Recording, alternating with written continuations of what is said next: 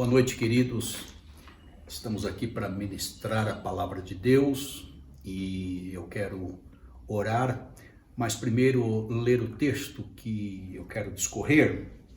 Na verdade, é a carta do apóstolo Paulo a Timóteo, na sua segunda epístola, e o tema é correções de rota em tempos sofríveis. Então está lá, segunda carta a Timóteo, capítulo 2, verso 3, que diz assim: participa dos meus sofrimentos como bom soldado de Cristo Jesus. Vou repetir. Participa dos meus sofrimentos como bom soldado de Cristo Jesus. Vamos orar. Pai, em nome de Jesus, fale conosco pelo poder da tua palavra. Edifique a tua igreja nesta noite.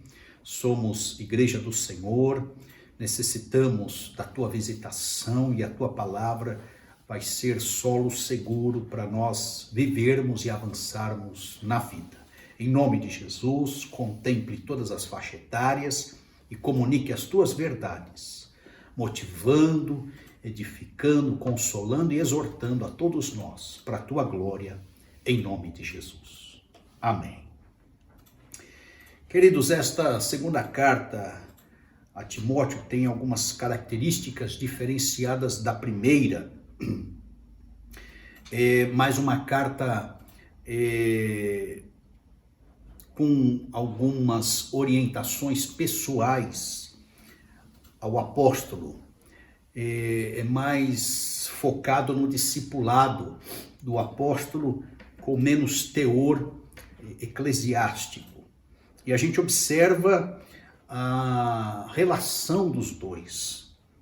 Logo no início desta carta, onde o apóstolo Paulo trata Timóteo como filho amado.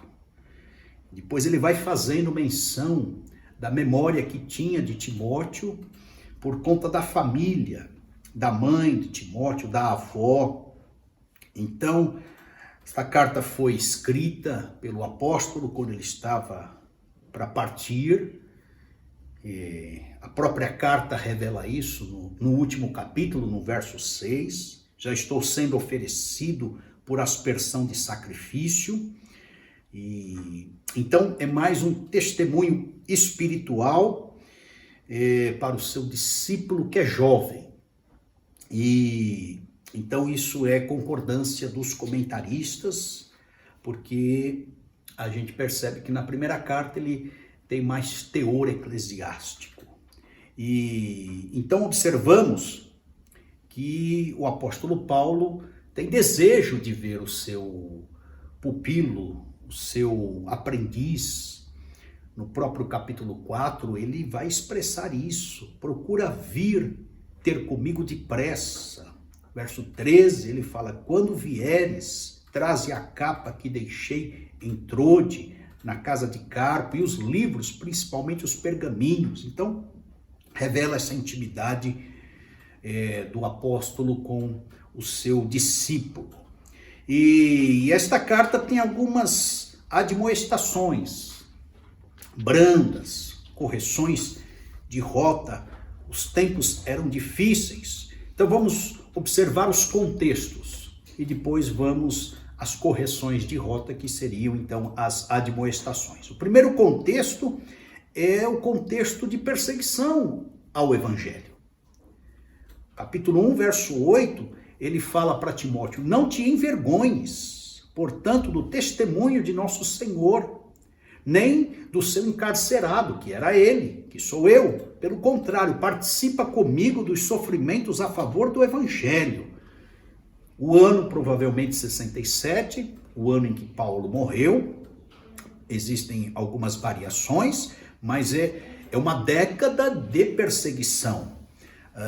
E a evasão da igreja por conta desta perseguição. Capítulo 1, verso 15. Estais ciente de que todos os da Ásia me abandonaram. Entre eles cito Fígelo e Hermógenes. Então, o contexto na época, pela pregação do evangelho, tentativa da implantação da igreja, o testemunho dos apóstolos, era recepcionado com contrariedade. momento era de perseguição, fagulhas, de hostilidade aconteciam a todos os momentos. Paulo colecionou isso. Quando pensamos nas cartas deles, as perseguições, a gente vai contemplar que de fato ele foi o apóstolo, por certo, que mais sofreu por amor do evangelho. Então, esse era o clima. E hoje a gente percebe que estamos caminhando para uma perseguição. Então, se na época pregar o evangelho gerava muito desconforto para as pessoas, porque eles não queriam ouvir que a salvação viria através da cruz de Cristo, da pregação da cruz, hoje também as pessoas não querem ouvir isso. Os gregos se apoiavam na gnosis, no conhecimento. Os ascéticos se apoiavam nas suas virtudes, no efetuar da prática virtuosa. Os judeus se apoiavam no legalismo mosaico, nos sacrifícios do Antigo Testamento, para que fossem salvos. E Paulo vai identificar isso na sua carta aos Coríntios, falando que a palavra da cruz era loucura para aquele povo que perecia, que não absorvia a mensagem da cruz como verdade. Se naquela época os homens não queriam ouvir que seriam salvos pela pregação da cruz, pelo sacrifício expiatório de Jesus, pelo amor de Deus manifesto ali naquele sacrifício, hoje há uma identificação grande com aqueles tempos, porque é muito desconfortável você pregar para muitos em quererem ouvir e absorver que de fato a salvação é pela expiação, pela pregação da cruz e pelo sacrifício de Jesus. As pessoas não querem ouvir isso. Eles querem ouvir que a salvação é por conta da sua ética, por conta da sua moral, por conta das suas virtudes pessoais, por conta das suas justificações aos pecados prediletos. Então há um desconforto nos nossos dias e uma identificação com o que Paulo estava sofrendo naqueles dias. E então está aí o contexto do evangelho. E a primeira admoestação em tempos de apostasia, em tempos sofríveis, vai ser a fortificação da graça de Deus. Capítulo 2 da segunda carta a Timóteo, ele declarou ao seu filho na fé: Tu, pois, filho meu, fortifica-te na graça que está em Cristo Jesus. Se havia resistência nesse nível, Timóteo tinha que se fortificar na graça. Não poderia se envergonhar do evangelho. Não poderia abandonar a fé. A igreja precisaria buscar fortalecimento espiritual, estar debaixo desta proteção salvífica, expiatória de Jesus, se apegar à verdade, estar firme nos trilhos rumo à eternidade. Então, o que está falando o apóstolo não se acovarde.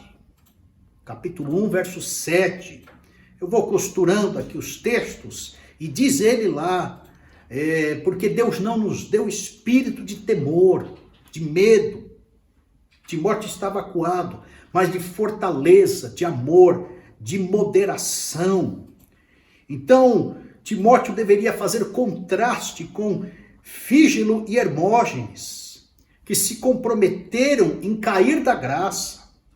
Para Timóteo, ele deveria se fortificar da graça de Deus.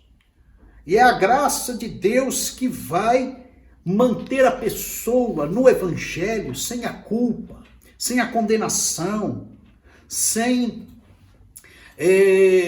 o poder do pecado. A graça de Deus vai absolver a pessoa, libertar das culpas existenciais, fustigar toda acusação na consciência. Então, o apóstolo Paulo, orientando Timóteo, fala que ele deveria se fortificar na graça e gerar a graça como receita, fazendo discípulos, e discípulos até quarta geração. Capítulo 2, verso 2 diz: e o que da minha parte ouviste, através de muitas testemunhas, isso mesmo transmite a homens fiéis, que também idôneos para instruírem a outros. Ele não deveria se calar, deveria se envolver na graça. E no verso seguinte fala: participa dos meus sofrimentos como bom soldado de Jesus Cristo. Deveria levar a cabo o seu chamamento, a sua vocação, o seu ministério, o propósito que Deus tinha na sua vida. Então, contexto de perseguição, a primeira admoestação para correção de rota seria essa: fortificar na graça de Deus. Firmar na graça de Deus, não abandonar a graça de Deus, que ela é o elemento, é a síntese da salvação, que todos sejam salvos. O segundo contexto que nós podemos tornar relevante nesta pregação é um espírito rebelde, de insubmissão. Capítulo 3 agora, diz: sabe, porém, isto, que nos últimos dias sobrevirão tempos difíceis, pois os homens serão egoístas, avarentos, orgulhosos, arrogantes, blasfemadores, desobedientes aos pais, ingratos, irreverentes, desafeiçoados, implacáveis, caluniadores, sem domínios de si, cruéis, inimigos do bem, traidores, atrevidos, infatuados, mais amigos dos prazeres que amigos de Deus, tendo forma de piedade, negando-lhe, entretanto, o poder. Foge destes também. Então, pessoas ignorantes. E aí no capítulo 3, o apóstolo Paulo cita duas personagens. Verso 8, de modo que Janes e Jambres resistiram a Moisés, ele faz menção ao Antigo Testamento, também estes resistem à verdade. São homens de todo corrompidos na mente, réprobos quanto à fé. É gente insubmissa. Era o espírito daquela época. Hoje também não é diferente. Pessoas tentam maquiar a verdade, tentam ludibriar Deus, tentam construir suas próprias religiões. O contexto é esse. E os homens criam as suas próprias saídas concernentes aos seus pecados prediletos. A rebelião do homem gera uma cultura caída. Observem ao sexo ilícito das pessoas. Em vez de eles pararem, retrocederem, estou falando de sexo porque é um pecado muito comum, eles inventam a camisinha. Com relação à gravidez indesejada, por conta desta relação sexual ilícita, eles patrocinam o aborto. O certo seria parar, retroceder frente ao homossexualismo, as teses da falência familiar. A família não funciona mais, novas configurações sobre família, inversão de papéis. Então, o correto não é para essa gente com mente assim, com tais características, parar com o pecado. O correto é adaptar as respostas que eles acham convenientes com relação aos seus pecados pessoais e particulares, com relação aos seus desejos ilícitos no que tange às suas fantasias sexuais. Então, libera-se aí o sexo com relação aos desejos reprimidos desde as suas infâncias. Então, libera-se a permissividade para a pedofilia, com relação aos seus cárceres existenciais, ao seu peso, à sua culpa. Então, libera-se as drogas, legalização das drogas, crises de identidade, em vez de eles resolverem a crise de identidade com Deus, se voltando para Deus, se fazendo filhos de Deus, então eles criam a ideologia de gênero, ou seja, é a cultura da corrupção, tornando relevante o relativismo para que eles tenham autoridade para pecar de forma irrestrita, de forma libertina, de forma a que não encontrem contrários, que não enfrentem contraditórios, que não tenham oposição.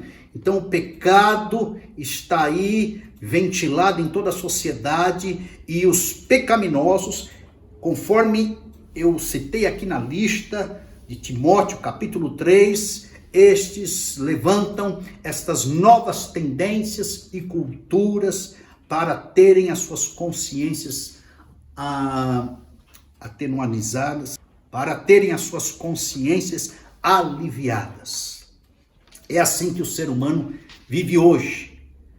E aí vem a admoestação do apóstolo Paulo a Timóteo. Em tempos sofríveis, a correção de rota, a admoestação, a exortação é essa. Mantenha o padrão dos fiéis. Capítulo 3, verso 10. Tu, porém, tens seguido de perto meu ensino, procedimento, propósito, fé, longanimidade, amor, perseverança. Então é a atenção em viver no mundo, mas não ser do mundo. De certa forma, estamos no mundo, nos misturamos, mas quando o assunto é espiritualidade, vida com Deus, religião, aí nós fazemos a diferença. Nós não coadunamos com o ecumenismo. Não é toda a religião que nós engolimos. A religião que nós engolimos é a religião que tem base na palavra de Deus, de Gênesis a Apocalipse.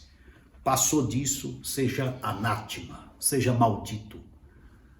A nossa flexibilidade, inclusive com bandeiras e placas denominacionais que são cristãs, nós temos este critério de que só aceitamos com base na palavra de Deus. Se não tiver uma reverberação, uma consonância bíblica, a gente tem como heresia sim. Essa é a nossa posição, esse é o nosso posicionamento. Então, Paulo falando a Timóteo, ele incentiva. Aqui Timóteo tem um bom procedimento. Ou seja, tem um jeito de ser evangélico. Existe um modo bíblico para sermos cristãos. O cristão não vive de qualquer jeito. Ele não constrói o seu próprio procedimento, comportamento. Paulo está falando, há uma conduta, há uma maneira de viver, há um padrão de vida. Por isso, volto a dizer, para nós é o bíblico. Semelhante ao que Cristo fez, falou e se comportou. E semelhante ao que os apóstolos prosseguiram. Procedimento. Mantenha o propósito, a determinação, a resolução, o foco a qual foi estabelecido. O alvo a qual Deus te chamou. Timóteo deveria perseverar nisso frente àquele contexto, com aqueles homens, com aquela sociedade, com aquela cultura caída. Fé, mantenha a fé salvífica, a fé operacional, a fé prática, a fé revelacional, tudo isso com base na palavra de Deus, a fé como corpo doutrinário, a fé como desenvoltura de caráter, como relacionamentos diversos. Mantenha essa fé. Um outro elemento que Paulo incentiva é a longanimidade, porque era tribulação, deveria se ter calma. Timóteo não poderia deixar de fazer o bem naquela adversidade. Não poderia abrir mão, se revoltando, da paciência, da esperança, se desesperando, não, ele deveria perseverar, tendo paciência, aquele período passaria, mesmo que demorasse um pouco, e demorou, as perseguições nos primeiros séculos, perfil de quem crê. Na esteira disso, amor. Amor é essencial, o reino dos céus é um reino de amor, é a ação máxima de Deus. Deus se manifesta amando, é o texto áureo da Bíblia, João 3,16. É altruísmo supremo, é abnegação em prol do outro, é prática do bem, constante, é símbolo, é bandeira, é chancela do cristão, é o amor. E ele continua falando, persevere. Perseverança é constância de vida, é resistência corajosa ao enfrentamento daquela adversidade, daquela apostasia, daquele abandono, daquele clima de desigrejados, de desviados. Perseverança é rotina da fé, resiliência, é tolerância, contornando as oposições. Então, essa frase, essa expressão do apóstolo, tu porém tens seguido de perto, ele vai repetindo agora no verso 14, tu porém permaneça naquilo que aprendeste e de que foste inteirado, sabendo de quem o aprendeste. Ou seja, Timóteo, você tem conteúdo, você tem exemplo, você tem referencial. Por conta daquela sociedade caída, Timóteo deveria saber, possuir e fazer a vida cristã acontecer. O terceiro contexto era o abandono das Escrituras. Lembrando que as Escrituras estão sendo formadas, o que vigorava de uma forma mais contundente, expressiva, era o Antigo Testamento. Mas as cartas, os comentários, as epístolas, as cópias já estavam ventiladas nas igrejas. E o próprio apóstolo Paulo incentiva que todos lessem as suas cartas.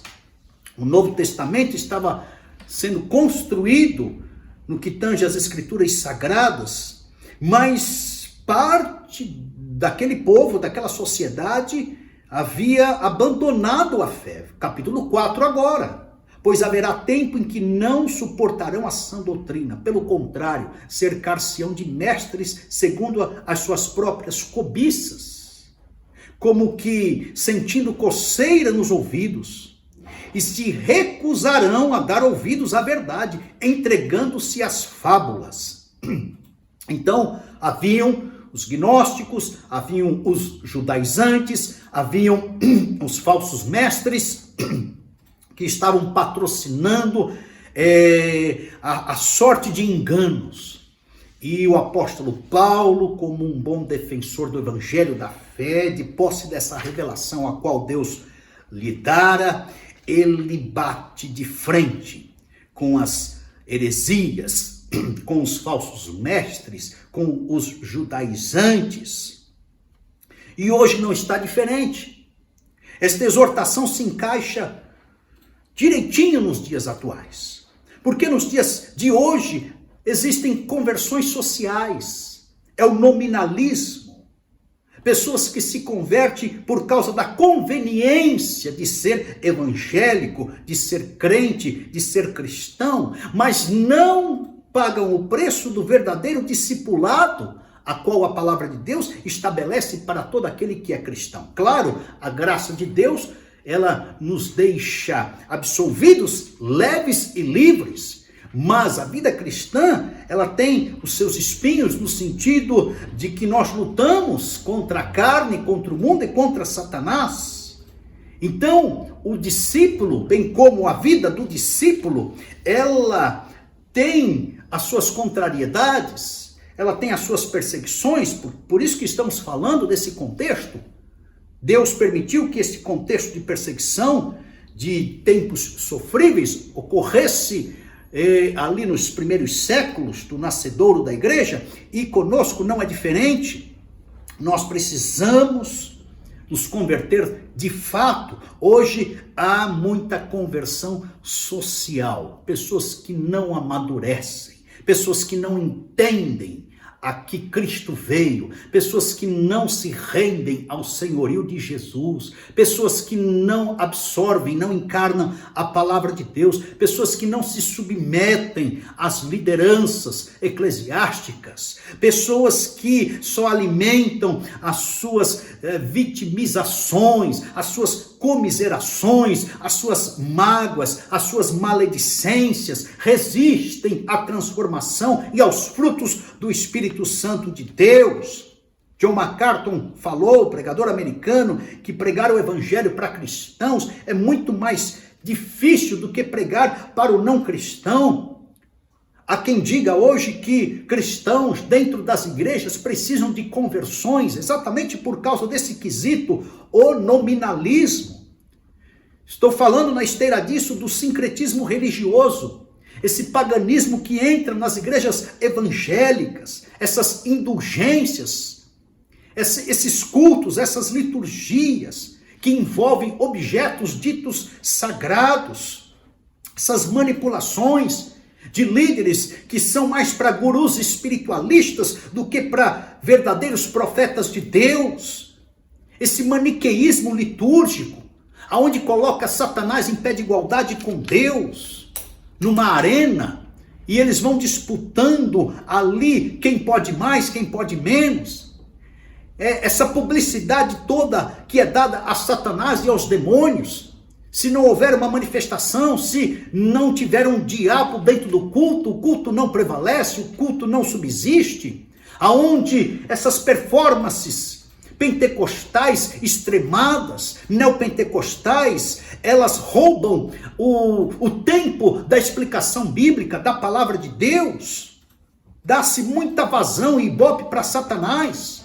A frase de efeito é o diabo falando: eu vendo calamidades e vocês apresentam soluções. Então a igreja está envolta a esse eixo litúrgico, espiritualista, sensacionalista, aonde se não houver uma manifestação, um milagre, Cristo não reinou, Cristo não fez. Eu não estou falando que Deus não faz milagres e que não há manifestações. Eu tanto creio em milagres quanto em qualquer tipo de manifestação da parte de Deus. Mas o que eu estou combatendo é o exagero nesse tipo de reunião, a que chamo maniqueísmo litúrgico. Pé de igualdade entre Deus e Satanás. Essas incitações às possessões, onde se elimina toda a responsabilidade humana e joga-se tudo nas costas de Satanás e os demônios. Isso está errado. Porque o homem tem a sua responsabilidade, tem a sua parcela de culpa, tem o seu envolvimento sim, tem a sua vazão, sua volição, a sua vontade. E para coroar esse momento todo, a teologia da prosperidade, onde a ética da sobrevivência é o sucesso. A pessoa precisa ter propagandas aonde Cristo não aparece, não há um verso bíblico, não há uma centralidade na pessoa de Deus, mas o que aparece são coisas materiais, carros, futilidades, conquistas, vaidades, ganâncias. Que evangelho é esse? É o do diabo. Então nós estamos vivendo tempos semelhantes aos conselhos que Paulo deu a Timóteo.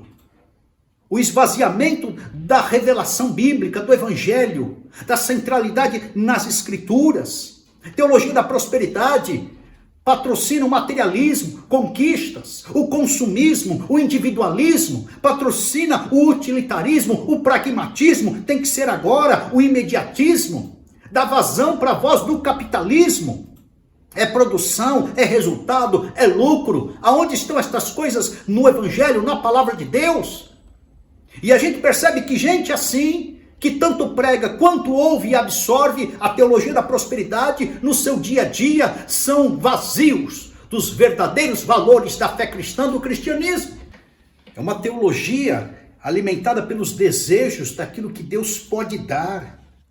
alimentada pela vontade de ter Deus, não como Senhor da vida, mas como escravo da vida. Estamos vivendo dias assim. Temos também na esteira disso uma crise ética, uma falência moral. As pessoas não têm mais o temor a Deus, a reverência a Deus. Estamos vivendo dias de Noé, semelhante aos de Noé, aos de Ló. E você que é brasileiro sabe disso. Cultura do jeitinho, cultura de levar vantagem em tudo, cultura da corrupção, a começar pela nossa classe, pastores, pessoas que são difamadas hoje na sociedade, são políticos, policiais e pastores. Então estou como alvo direto de acusações, de desconfiança das pessoas, aonde muitos vão para a mídia pedir dinheiro. Em vez de pregar a salvação, de falar do evangelho, vão pedir dinheiro. Aonde muitos vão para a mídia, vão para as televisões da vida, patrocinar esse estilo de vida, qual o evangelho deixa em quarto, quinto e sexto lugar. Não estou falando ou fazendo apologia à pobreza, mas eu estou falando que o evangelho no coração está em voga, em primeiro lugar, na vida da pessoa. O resto vai ser resto. Pessoas, líderes, que não ministram a palavra de Deus, patrocinam só obtenção de bênçãos, de coisas. Eu não ouço falar de salvação.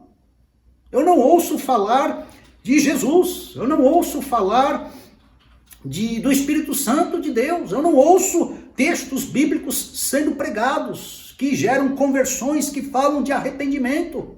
Eu não ouço. Então, de fato, quando nos acusam, estão corretos em fazer, porque há muito engano no nosso meio, distorções bíblicas. E aí esse mau testemunho na nossa nação, no Brasil inteiro. É isso que está acontecendo. Dias semelhantes aos de Paulo, escrevendo a Timóteo, pela ausência da pregação bíblica, não suportando a sã doutrina. É exatamente aqui, no verso 3 do capítulo 4. Cercar-se-ão de mestres segundo as suas próprias cobiças. Muito bem, eu aqui levantei a acusação aos pastores. E agora também acuso o povo, porque o povo patrocina esse tipo de pastor. O povo não tem um mínimo de critério para abrir a Bíblia e perceber se está falando besteira ou não. O povo está mais preocupado com o próprio bolso e resolver questões pessoais do que o problema da salvação, a relação com Deus, a aliança quebrada desde o Éden. Então muitos não estão preocupados em serem íntimos do Senhor, em se converterem. O povo tem culpa também, porque prefere essas pregações, esse estilo de gente, de igreja, de culto, pregações confortáveis, onde não existem os apelos, mas se ocorrerem os apelos de compromisso, não se lançam em tais apelos. Agora, se o apelo for para ganhar mais dinheiro, para ser empresário, para mudar de vida, aí a pessoa aceita um apelo desse. Então o povo também tem culpa.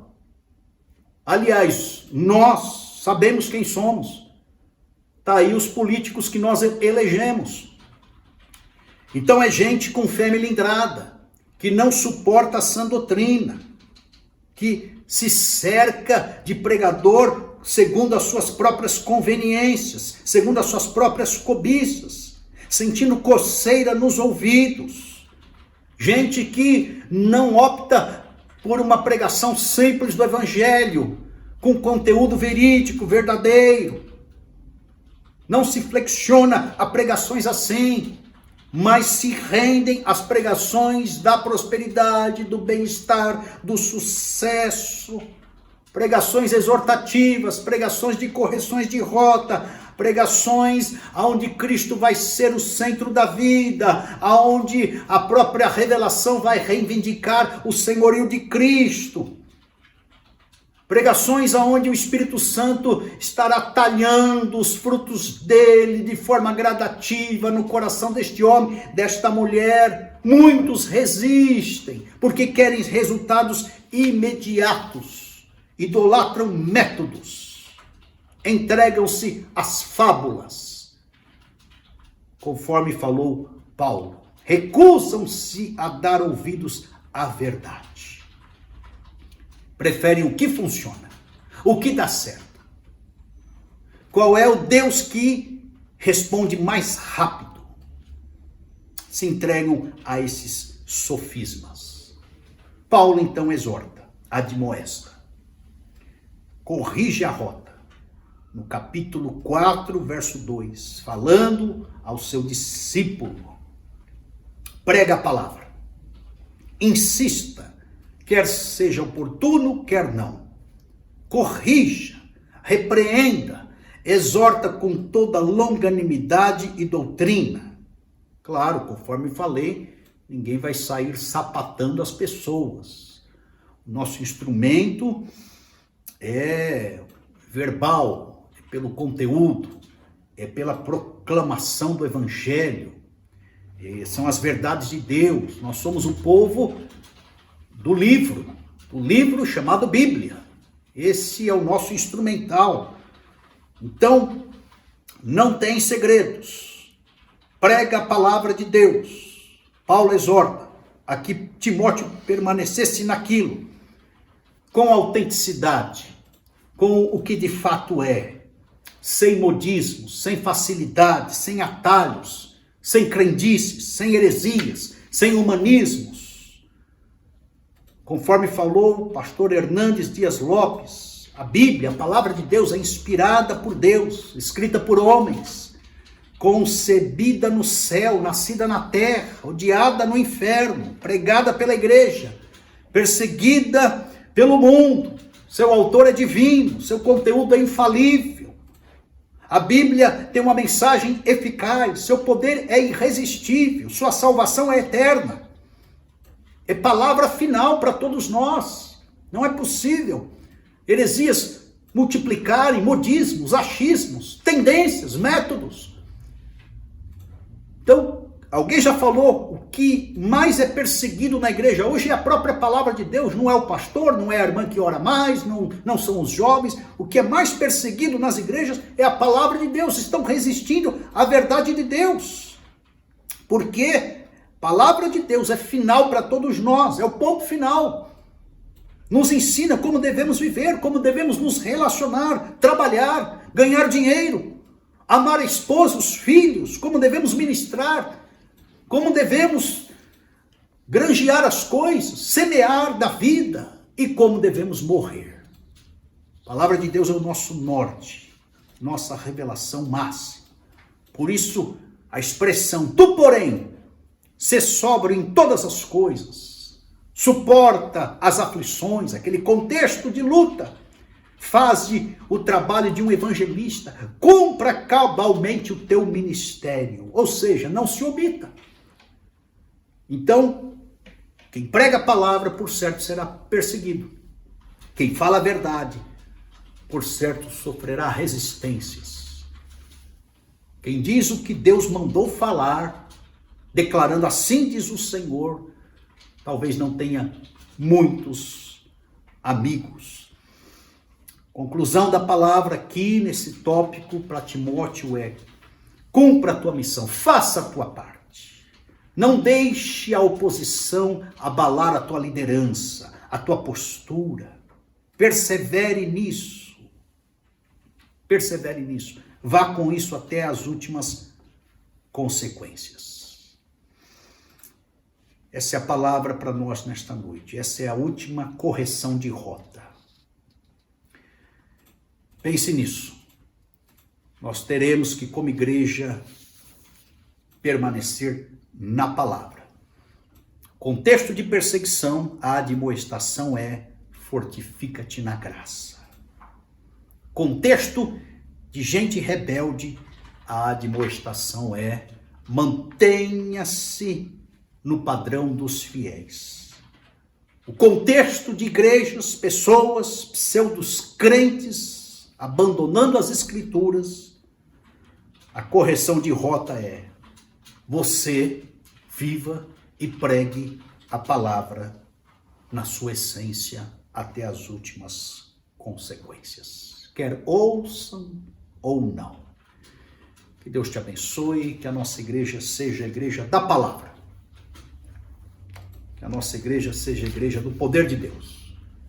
Que a nossa igreja seja a igreja para dentro da edificação. Que a nossa igreja seja a igreja para fora, a do evangelismo. Que a nossa igreja seja a igreja da transcendência. A igreja da adoração e dos louvores cristocêntricos. Que sejamos esta igreja para suportarmos os contextos, adversidades, os tempos sofríveis. Em nome de Jesus. Eu quero orar. Senhor, em nome de Jesus, Deus, independente do contexto, nos ajude a nos fortificarmos na graça. Nos ajude, Senhor, a sermos submissos à Tua palavra, mantendo-nos no padrão dos fiéis, de acordo com o que as Escrituras declaram.